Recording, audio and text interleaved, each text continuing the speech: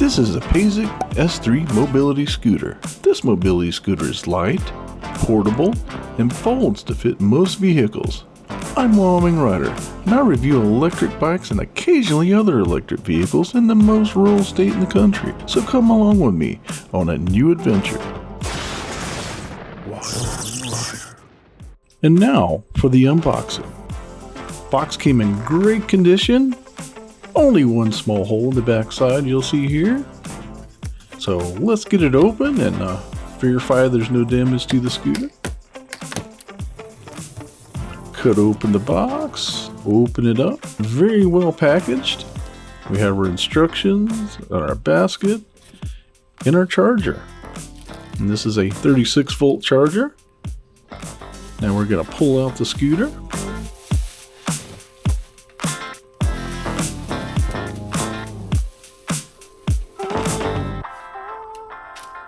And now we'll remove the plastic.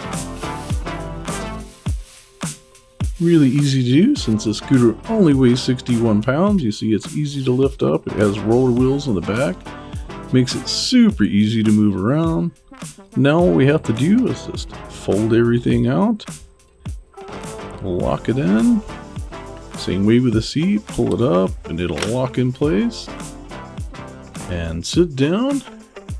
And we're ready to go. And yes, there was no damage to the scooter. Great job. Now we'll put in the front basket. And our unboxing and assembly is complete.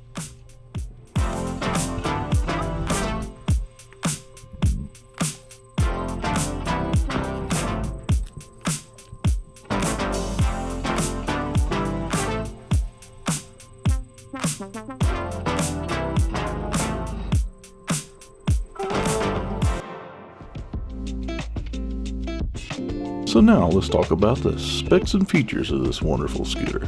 First of all, it only weighs 61 pounds, but has a max load capacity of 300 pounds. Also want to add here that it has nice pneumatic tires, so they should be a lot softer than those hard tires on some of these scooters.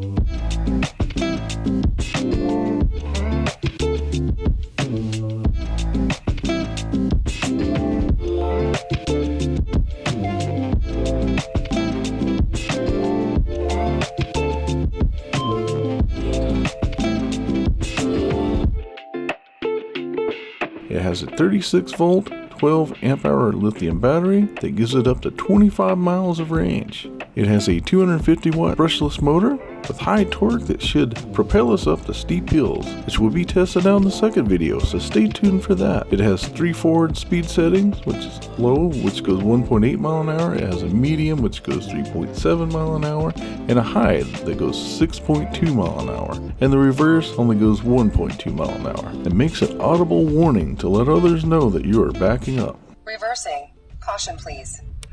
It can handle riding in grass, gravel, and uneven terrain, which we'll test out also in the second video. It also comes with safety features like a seat sensor, so you can't accidentally hit the throttle when you're off the scooter seat. It has an auto slowdown feature when turning to prevent tipping. It also makes an audible sound when you turn the scooter on. It has a horn, a headlight, and it also has a walk feature.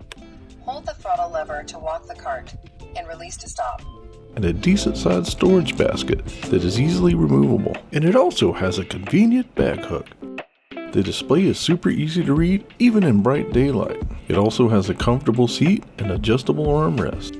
It also has 2 charging methods. You can remove the battery by opening the battery door and lifting the battery out, or there's also a convenient charging port located just below the handlebars. For pricing, the scooter is currently priced at $12.99, and if you're interested in buying one, please use my link in the description below.